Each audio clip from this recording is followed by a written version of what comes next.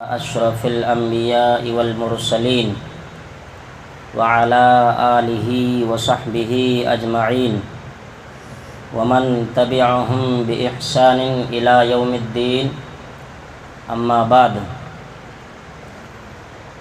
عن معاذ بن جبل رضي الله تعالى عنه قال أن النبي صلى الله عليه وسلم قال له ألا أدلك على أبواب الخير؟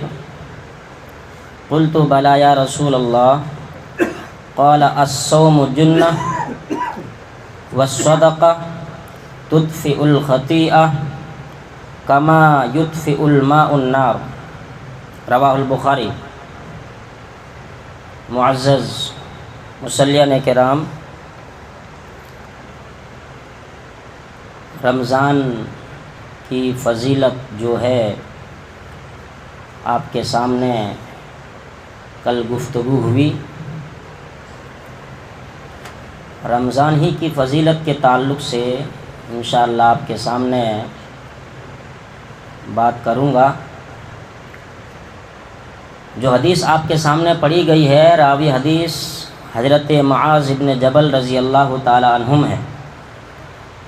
وہ روایت کرتے ہیں کہ بلا شبہ نبی کریم صلی اللہ علیہ وسلم نے مجھ سے کہا کہ اے معاذ، کہ کیا میں تمہاری خیر کے دروازوں پر رہنمائی نہ کروں؟ کیا میں تمہاری خیر کے دروازوں پر رہنمائی نہ کروں؟ تو حضرت معاذ ابن جبل رضی اللہ تعالیٰ عنہ نے کہا کہ اے اللہ کے نبی، کیوں نہیں، آپ ضرور رہنمائی فرمائیں. تو اللہ کے نبی صلی اللہ علیہ وسلم نے حضرت معاذ رضی اللہ تعالیٰ عنہ سے کہا، اے معاذ، الصوم جنۃ، روزہ جو ہے ڈھال ہے. روزہ ڈھال ہے. کیا مطلب ہے؟ ڈھال تو آپ کو معلوم ہے. ڈھال اس کو کہتا ہے جو جنگ کے دوران میں لڑائی کرتے وقت سامنے سے اگر کوئی دشمن وار کرے اور پھر ادھر سے جس چیز سے روکا جائے اس کو ڈھال کہا جاتا ہے. تو روزہ ڈھال ہے. تو بھائی ہمیں رمضان میں کن دشمنوں سے ہمیں ڈر ہے بھائی؟ کیا مطلب ہے کہ روزہ ڈھال ہے؟ مطلب یہ ہے، آپ کو معلوم ہے یہ رمضان نیکیوں کا مہینہ ہے. یہ مہینہ جو ہے برکت کا مہینہ ہے.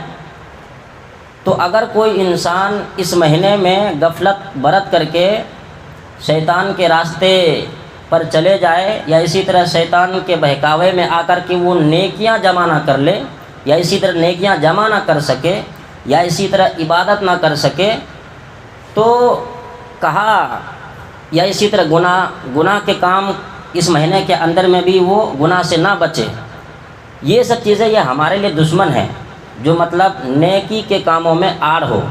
تو لہذا اللہ کے نبی صلی اللہ علیہ وسلم نے کہا کہ یہ روزہ جو ہے یہ ڈھال ہے.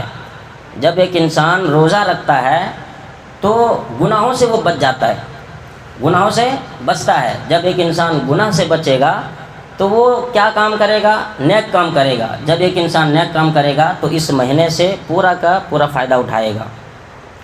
اس کے بعد اللہ کے نبی صلی اللہ علیہ وسلم نے کہا کہ والصدقہ تطفئ الخطیئہ، اسی طرح صدقہ جو ہے انسان کی جو گناہ ہے اس طرح مٹا دیتا ہے جیسے آگ پانی کو مٹا دیتا ہے. آگ پانی کو مٹا دیتے. تو آپ کو معلوم ہے کہ جس طرح صدقہ جو ہے انسان کے گناہ کو مٹا دیتا ہے، تو انسان کو چاہیے کہ کثرت کے ساتھ، خاص کر کے اس مہینے میں جتنا ہو سکے صدقہ کرے. یہ انسان کے گناہ کو مٹاتا ہے. روزہ ڈھال ہے، یہ گناہ سے بچاتا ہے. تو صدقہ کیا ہے؟ یہ بچانا، یعنی روزہ ہمیں گناہ سے بچاتا ہے لیکن صدقہ ہمارے گناہ کو مٹاتا ہے. تو لہذا ان دونوں کا بھی گہرا تعلق ہے. تو لہذا ہمیں اس مہینے میں جتنا ہو سکے صدقہ کرنا چاہیے، چاہے وہ مال کے ذریعے سے صدقہ ہو، چاہے وہ مسکین کو کھانا کھلانے کے تعلق سے صدقہ ہو، غریبوں کو دان دینے کے تعلق سے صدقہ ہو، ضرورت مندوں کو ضرورت پورا کرنے کے تعلق سے صدقہ ہو. جتنا ہو سکے آپ اس مہینے میں اللہ کے راستے میں مال کو خرچ کریے، کیونکہ یہ صدقہ انسان کے گناہ کو مٹاتا ہے. تو آپ کو ایک فارمولہ بتاتا ہوں، حالانکہ 5 دن تو گزر گیا ہے. آپ کو معلوم ہے کہ اللہ کے نبی صلی اللہ علیہ وسلم نے اس دین اسلام کے اندر میں مومنین کے لیے بہت سارے آسانیاں فراہم کی ہے. ان میں سے ایک یہ ہے کہ انسان ایک نیکی کرتا ہے تو اس کے بدلے میں اللہ رب العالمین 10 نیکی عطا فرماتا ہے. اس کے بدلے میں ایک نیکی پر 10 اجر ہے. تو گویا کہ اگر کوئی انسان ایک روزہ رکھتا ہے تو اس کو 10 روزے کے برابر ثواب ملتا ہے. تو اللہ کے نبی صلی اللہ علیہ وسلم نے ارشاد فرمایا کہ اس مہینے کے اندر میں کوئی انسان روزہ رکھتا ہے تو 10 نیکی سے بڑھا کر کے 700 نیکی تک بڑھا دی جاتی ہے. 700 نیکی تک. تو آپ اندازہ نہیں لگا سکتے ہیں. عام دنوں میں اگر آپ نیکی کرتے ہیں تو ایک نیکی کے بدلے میں 1 روپیہ خرچہ کرتے ہیں تو 10 روپیہ ملتا ہے آپ کو. لیکن رمضان میں 1 روپیہ کے بدلے 700 روپیہ اتنا اجر بڑھا دیا جاتا ہے اس مہینے کے اندر میں. یہ اللہ کے نبی صلی اللہ علیہ وسلم نے اس مہینے کی فضیلت کے تعلق سے بیان کیا. اس کے بعد اگر آپ مثال کے طور پر روزہ رکھتے ہیں تو روزہ کی جو فضیلت ہے، جو ثواب ہے، وہ آپ کو معلوم ہے. آپ اگر یہ چاہتے ہیں کہ بھائی ہمیں ڈبل ثواب ملے تو آپ کو کرنا یہ ہے کہ ہر دن آپ جب افطاری کرنے کے لیے بیٹھتے ہیں تو آپ کوشش کریں کہ ہر دن کسی ایک کو ضرور افطاری کرائیں، چاہے آپ اپنے رشتہ دار کو یا اسی طرح اپنے دوست احباب کو یا اسی طرح یہ سب کوئی نہ ملے تو مسجد میں اگر کوئی افطاری کرنے والے ہیں تو وہاں پر آپ ہر روز کیا ہے ایک دن افطاری ضرور بھیجیے. اس میں فائدہ یہ ہوگا کہ وہاں پر جتنے بھی روزہ دار ہیں وہ افطاری کریں گے تو آپ کو روزہ دار وہاں پر جو ہے جتنا ان کو ثواب ملے گا اتنا آپ کو بھی ثواب ملے گا.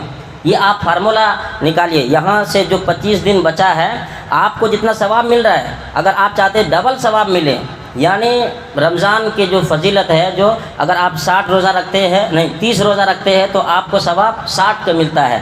لیکن آپ چاہتے ہیں کہ 120 کا ملے تو آپ کیا کریں گے، ہر دن آپ اپنے ساتھ کسی اور کو بھی افطاری کرائیے ضرور.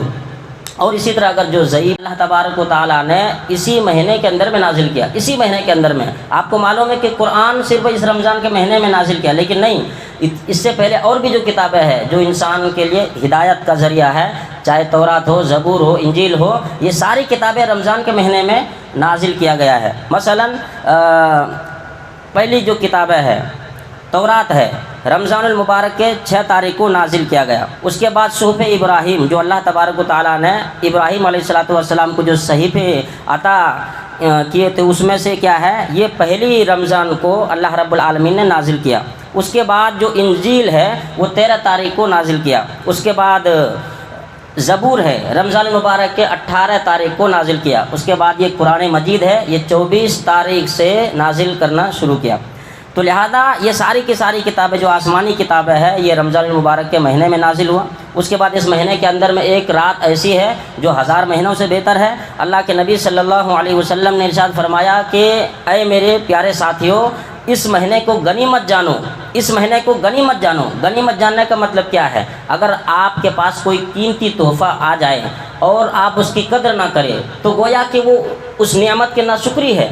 یہ اللہ تبارک و تعالیٰ کی طرف سے بہت بڑی نعمت ہے. اگر آپ اس مہینے کے اندر میں بھی غفلت برتتے ہیں، جو اللہ تبارک و تعالیٰ کی طرف سے ایک نایاب تحفہ ہے، اللہ تبارک و تعالیٰ کے تحفے کی ناقدری کر رہے ہیں. اگر آپ روزے نہیں رکھتے ہیں یا اسی طرح آپ اس مہینے کے اندر میں بھی آپ دنیاوی مصروفات میں زیادہ سے زیادہ مصروف ہے اور دین کے کاموں میں سست ہے، تو اس کا مطلب آپ اللہ تبارک و تعالیٰ کے تحفے کی توہین کر رہے ہیں.